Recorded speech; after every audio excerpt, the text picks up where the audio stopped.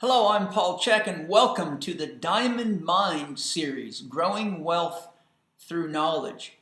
Today, I'd like to share a gem of knowledge with you about what I believe to be the world's greatest weight belt, which is really important because the misuse of a weight belt, even though it is commonly believed to be a benefit in weightlifting and work environments, can actually weaken the trunk, the core, the spine, and increase your likelihood of injury. So I'd like to take a moment to share a gem with you.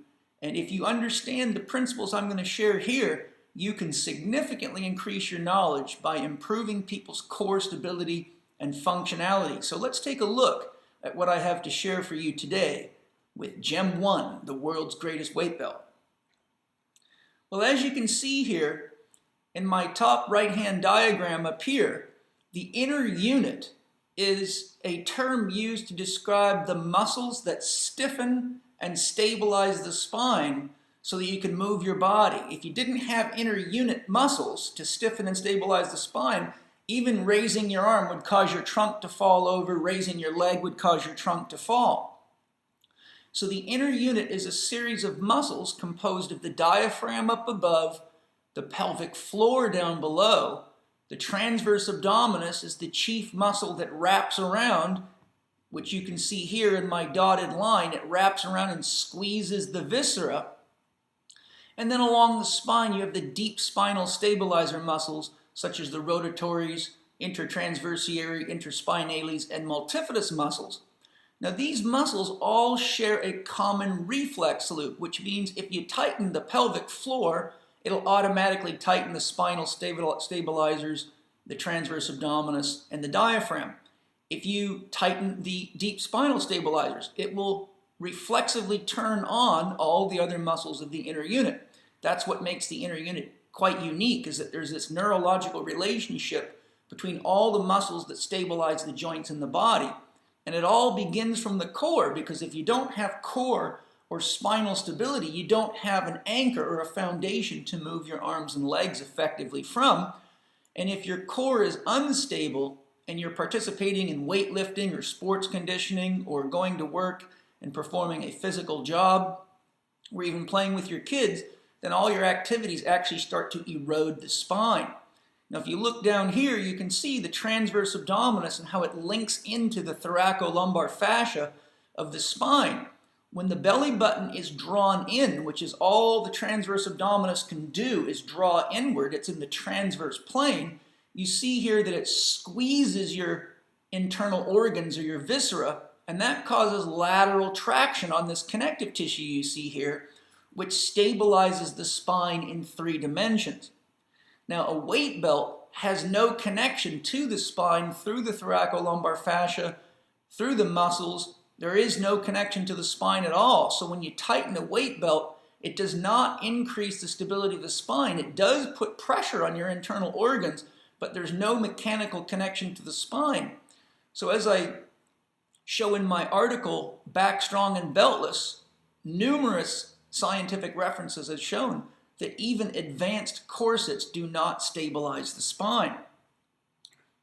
Now, if you look here at my diagram, you can see a typical weightlifter with common muscle imbalances. The red muscles represent muscles that commonly tighten, and the green muscles represent muscles that commonly weaken. The red muscles are often referred to as tonic muscles, the green as phasic.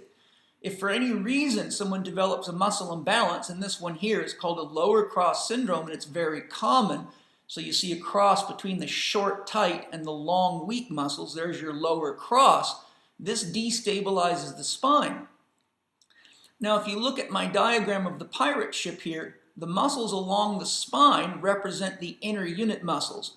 Your spine is composed of 24 mobile segments, so the inner unit has to stiffen those mobile segments. So imagine if you had a ship and the mast was made out of 24 mobile segments.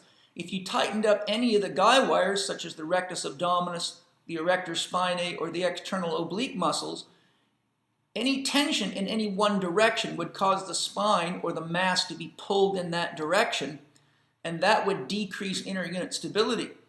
Yet when we move, we have to bend in all these directions. So in order to maintain dynamic core stability, these inner unit muscles have to work in synergy with the outer unit muscles, or the spine will literally fall apart.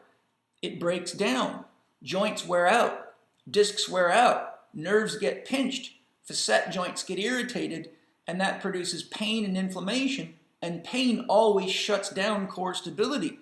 If activating the core produces pain, then the brain cannot effectively activate the stabilizer muscles, yet people take drugs to control pain and inflammation and don't realize they're making themselves worse by activating the outer unit muscles without the inner unit muscles, and they seldom realize they're doing this, which can be very frustrating for competitive athletes and people that really don't want to be in pain because they're enjoying their pursuits as athletes or are working to make money for their families. So we can really help these people by effectively integrating the inner unit and outer unit, which I teach you how to do in scientific core conditioning and scientific back training. Now, a technology I developed years and years ago is what I call the world's greatest weight belt.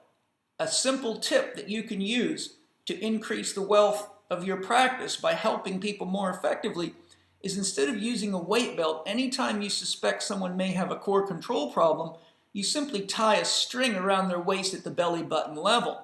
And as you can see by my dotted line here, when the core works properly, anytime we bend over to pick up a weight or accept a load, the transverse abdominis naturally pulls in, and that natural pulling in stabilizes the spine as I've described.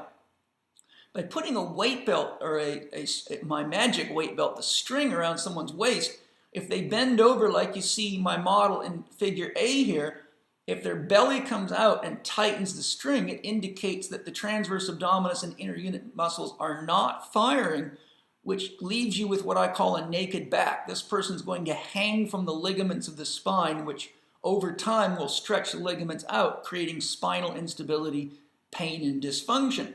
Yet by simply coaching someone that as they bend over to pick up a weight, to draw their belly button in so the string is loose, as you can see here, the person now has what we call a negative feedback loop. If they let their belly come out, the string digs into them and makes them uncomfortable, so it reminds the brain to draw the belly button in. And so with a little bit of time and a little bit of repetition, you can rewrite the software in the brain to reintegrate the inner unit with the outer unit. It's a cheap, simple, highly effective technology.